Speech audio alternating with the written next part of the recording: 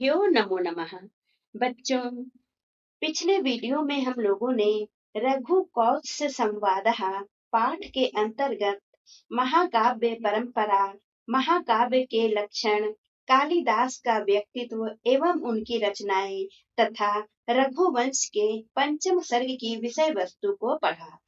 इसके अंतर्गत हम लोगों ने देखा कि राजा रघु विश्वजित नामक यज्ञ में अपना सर्वस्व दान कर दरिद्रता की स्थिति को प्राप्त कर चुके हैं। उसी समय उनके दरबार में वर्तंतु ऋषि का शिष्य कौत्स नामक ब्रह्मचारी गुरु दक्षिणा हेतु 14 करोड़ स्वर्ण मुद्राओं की मांग करने आ जाते हैं। वैसी स्थिति में जब राजा रघु के पास कुछ भी नहीं है, वे द्वार पर आए हुए याचक को किस प्रकार संतुष्ट करते हैं, किस तरह से अतिथि सत्कार करते हैं, आइए देखते हैं इस वीडियो में। बच्चों, रघुवंश के इस पंचम सर्ग में जो श्लोक दिए गए हैं उसमें उपजाति छंद है। उपजाति छंद इंद्र वज्रा और उपेंद्र वज्रा छंद को मिलाकर बनाया जाता है। तो छंद युक्त श्लोक है, इसलिए पहले हम लोग इसका सस्वर वाचन करेंगे, फिर इसके अर्थ एवं भाव को समझेंगे।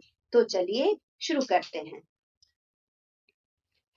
तमध्वरे विश्वजिते क्षितीशम् निःशेष विश्राणित कोशजातम् उपात्त विद्यो गुरुदक्षिणार्थी कौत्सः प्रपेदे वर्तन्तु शिष्यः। सा मृण्मये वीतहिरण्मयत्वात् पात्रे निधायार्घ्यमनर्घशीलः श्रुतप्रकाशं यशसा प्रकाशः प्रत्युज्जगामातिथिमातिथेयः। तमर्चयित्वा विधिवद् विधिज्ञः तपोधनं मानधनाग्रयायि विशाम्पतिर्विष्टरभाजमारात् कृताञ्जलिः कृते वितिति उवाच। अप्यग्रणीर्मन्त्रकृता ऋषीणाम् कुशाग्रबुद्धे कुशली गुरुस्ते यतस्त्वया ज्ञानमशेषमाप्तम् लोकेन चैतन्यमिवोष्णरश्मिः। तो बच्चों, अभी हम लोगों ने श्लोकों का सस्वर वाचन किया। अब चलिए इसके अर्थ एवं भाव को समझते हैं। सबसे प्रथम श्लोक में बच्चों यहाँ पर आप ध्यान दें, तमध्वरे, यहाँ पर दो पद है, तम और अध्वरे। अध्वरे का अर्थ होता है यज्ञ में, विश्वजित यानी कि विश्वजित नामक यज्ञ। यहाँ पर है क्षितीशम यानी कि क्षिति जोड़ ईशम। तो यह कहा गया है राजा रघु के लिए। इसका अर्थ होता है पृथ्वी का स्वामी। तो पृथ्वी का स्वामी राजा होता है। निःशेष विश्राणित कोश जातम। निःशेष का अर्थ होता है कि कुछ भी शेष नहीं बचा है, यानी कि राजा का जो कोष था वह सारा खाली हो चुका है, क्योंकि राजा ने सारा धन विश्वजित नामक यज्ञ में दान कर दिया है और अब उनका कोष जो है वह बिल्कुल खाली हो चुका है। उपात्त विद्यो, इसका अर्थ होता है कि जिसने विद्या प्राप्त कर ली है, सभी विद्याओं से जो संपन्न है। यह आया है कौत्स के लिए। गुरु दक्षिणार्थी यानी कि गुरु दक्षिणा का अर्थी, गुरु दक्षिणा को चाहने वाला, यह भी कौत्स के लिए आया है। तो इसका इस श्लोक का अर्थ हुआ बच्चों कि उस राजा के दरबार में जिसने विश्वजित नामक यज्ञ में अपने सारे धन को दान कर दिया है और अब वह कोष से खाली खाली कोष वाला, रिक्त कोष वाला वह जो राजा है, उसके पास विद्या संपन्न वर्तंतु ऋषि का शिष्य गुरु दक्षिणा हेतु वहां पर पहुंचा, राजा के पास पहुंचा। उस शिष्य का नाम था कौत्स, यानी कि वर्तंतु ऋषि का शिष्य कौत्स नामक ब्रह्मचारी गुरु दक्षिणा की राशि प्राप्त करने के लिए उस राजा के पास पहुंचा, जिसका कोष पूरी तरह से खाली हो चुका था, क्योंकि उसने अपने कोष का सारा धन विश्वजित नामक यज्ञ में दान कर दिया था। तो ऐसी स्थिति में जब राजा के पास कुछ भी नहीं था, वैसी स्थिति में अगर कोई याचक उनके दरबार पर आ जाते हैं, जैसे कि कौत्स उनके दरबार में पहुंचा, तो वे उस समय क्या करते हैं, किस तरह से याचक को संतुष्ट करते हैं। चलिए इसको देखते हैं आगे के श्लोक में। तो वैसी स्थिति में वे राजा क्या करते हैं, सा मृन्मय वीत हिरण्मयत्वात्। मृन्मय में सप्तमी विभक्ति एक वचन है, इसका अर्थ हुआ मिट्टी के बर्तन में। वीत हिरण्मयत्वात् यानी कि सोने के बर्तन के अभाव में। सोने का बर्तन राजा के पास नहीं था, क्योंकि उनके पास कुछ धन ही नहीं था। सारा धन वे विश्वजित नामक यज्ञ में दान कर चुके थे, इसलिए सोने के बर्तन के अभाव में मिट्टी के पात्र में ही, पात्रे निधाया अर्घ्यम, है ना, अर्घम अनर्घशीला, अनर्घशीला कहा जाता है महनीय आचरण वाले व्यक्ति को, जो कि राजा थे। तो अनर्घशीला विशेषता है यहाँ पर राजा की, राजा रघु की। तो उन्होंने क्या किया, निधाया रख कर, यहाँ पर लय प्रत्यय है, तो अर्घ के जल को मिट्टी के पात्र में ही रख कर वह राजा, जो कि श्रुत प्रकाशम यशसा प्रकाशः, जो कि सभी वेद आदि पढ़कर जो विद्वान हो चुका था और जो यश के प्रकाश से प्रसिद्ध हो चुका था, वैसा राजा अपने आसन से उठकर प्रत्युत जगामा अतिथि मां तिथेया, वह अतिथि सत्कार करने वाला राजा उस अतिथि के पास गया, जो कि उनके दरबार में आया था, यानी कि कौत्स के पास वह पहुंचा।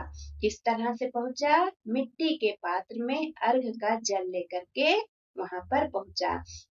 यहाँ पर बच्चों इस श्लोक में महाकवि कालिदास ने अतिथि देवो भव के कथन को राजा के द्वारा चरितार्थ करवाया है। जैसा कि हम सभी जानते हैं कि हमारी प्राचीन परंपरा रही है कि अतिथि देवो भव, यानी कि अतिथि देवता के समान होते हैं। द्वार पर अगर अतिथि आ जाए तो उनका सत्कार किया जाता है। क्योंकि राजा के पास कुछ भी नहीं था, फिर भी वे मिट्टी के पात्र में ही जल लेकर अतिथि सत्कार के लिए आगे बढ़ते हैं। उसके बाद वे क्या करते हैं, यहाँ पर देखिए तम अर्चयित्वा, है ना, उनकी पूजा करके, अर्चयित्वा यहाँ पर त्वा प्रत्यय है, उनकी पूजा करके, विधिवत विधिज्ञ, यहाँ पर दो पद है, विधिवत यानी कि विधि विधान के साथ, और विधिज्ञ यानी कि विधि विधान को जानने वाला, शास्त्र के नियमों को जानने वाला। तपोधनम, तपोधनम यहाँ पर कहा गया है कौत्स के लिए कि जो तप को ही धन मानता है। मान धनाग्र याई, यानी कि मान सम्मान को ही धन मानने वालों में जो अग्रणी है, वैसे थे राजा। और विषाम पतिर विष्टरा भाज मारात, यानी कि विषाम यानी कि प्रजा, और पति ही कहा गया है स्वामी को। तो जो प्रजा का स्वामी है वह रघु के लिए आया है, वह प्रजा का स्वामी राजा ही होता है। तो आसन पर बैठे हुए कौत्स के पास वह जो राजा है, रघु है, वह हाथ जोड़कर उनके पास आता है। कृतांजलि ही का अर्थ हुआ हाथ जोड़कर, और कृत्यवित इति उवाच, और वह जो कीर्तिवान था, जो अच्छे आचरण वाला था राजा, वह इस प्रकार कौत्स से कहता है। किस प्रकार, पहले तो अर्घ आदि से उसकी अर्चना करता है, उसका स्वागत करता है, और विधि विधान के साथ उसकी पूजा करके उस तपोधन के पास यानी कि उस कौत्स के पास, अतिथि के पास वह राजा जो प्रजा का स्वामी था उसके पास आता है और इस प्रकार कहता है। तो यहाँ पर कालिदास ने यह बताने का प्रयास किया है कि स्वदेशे पूज्यते राजा विद्वान सर्वत्र पूज्यते, यानी राजा तो केवल अपने देश में पूजा जाता है लेकिन विद्वानों की पूजा सभी जगह होती है। तो यहाँ पर राजा को पता था कि द्वार पर जो याचक बनकर आया है वह बहुत ही विद्वान है, 14 विद्याओं का वह संपन्न है, 14 विद्याओं से संपन्न है और वह विद्वान है, इसलिए उनका विशेष रूप से सत्कार किया जा रहा था, क्योंकि ऐसा कहा गया है कि स्वदेश से पूज्यते राजा विद्वान सर्वत्र पूज्यते। इसी तत्व को यहाँ पर इस श्लोक के द्वारा कालिदास ने उजागर करने का प्रयास किया है। तो आगे हाथ जोड़कर वे अतिथि से क्या कहते हैं, चलिए देखते हैं। अपयग्रणीर मंत्रकृतां ऋषीणाम, यहाँ पर अपि अग्रणी मंत्रकृतां ऋषीणाम। अपि बच्चों जब किसी पद के आगे आता है, अपि एक अव्यय है जिसका अर्थ होता है भी, लेकिन वही अपि अगर किसी पद के आगे आ जाता है तो उसका अर्थ बदल कर हो जाता है क्या, यानी कि प्रश्नवाचक रूप में उसका अर्थ हम लोग लगाते हैं क्या। तो वे आगे जाकर के अतिथि के पास जाकर राजा रघु कहते हैं, उनसे पूछते हैं कि क्या मंत्रों के अर्थ करने वालों में जो सबसे आगे हैं, मंत्र के अर्थ लगाने वाले ऋषियों में जो सबसे आगे हैं, यानी कि उनके गुरु के बारे में कहते हैं कि हे कुशाग्र बुद्धे कुशली गुरुस्ते, कहते हैं कौत्स के लिए कहा गया है कुशाग्र बुद्धे। कुशाग्र बुद्धि का अर्थ होता है बच्चों की कुश के अग्रभाग के समान तेज बुद्धि वाले। कुश एक तरह की घास होती है और इसका अगला सिरा जो होता है, अगला भाग बहुत ही नुकीला होता है, तेज होता है, तो इसीलिए कहा गया है कुशाग्र बुद्धि। कौत्स की बुद्धि जो थी बहुत ही तीव्र थी, उनकी तुलना की गई है कुशाग्र से, यानी कि कुश के अग्रभाग से, कि हे कुश के अग्रभाग वाले तेज बुद्धि वाले कौत्स, क्या तुम्हारे गुरु कुशल पूर्वक है, कुशली गुरुस्ते, क्या तुम्हारे गुरु कुशल पूर्वक तो है ना। यतस्त्वया ज्ञानम अशेषम आप्तम, यतस्त्वया यानी कि जिनके द्वारा तुमने संपूर्ण ज्ञान को प्राप्त किया है, यहाँ पर तोड़ेंगे तो होगा ज्ञानम अशेषम आप्तम, या अशेषम का अर्थ हुआ है कि वैसा संपूर्ण ज्ञान जहाँ कुछ भी शेष नहीं बचा हो। तो जिस गुरु के द्वारा तुमने संपूर्ण ज्ञान प्राप्त किया है, ठीक उसी प्रकार जिस प्रकार लोके न चैतन्यम इवा उष्ण रश्मि है, जिस प्रकार सूर्य की किरणों के द्वारा यह संसार यह लोक रोशनी प्राप्त करता है, उसी तरह से तुमने अपने गुरु से संपूर्ण ज्ञान को प्राप्त किया है, क्या वह गुरु कुशल पूर्वक तो है ना। इस तरह से राजा जो है अपने याचक यानी अतिथि से कौत्स से पूछते हैं कि तुम्हारे गुरु कुशल मंगल तो हैं।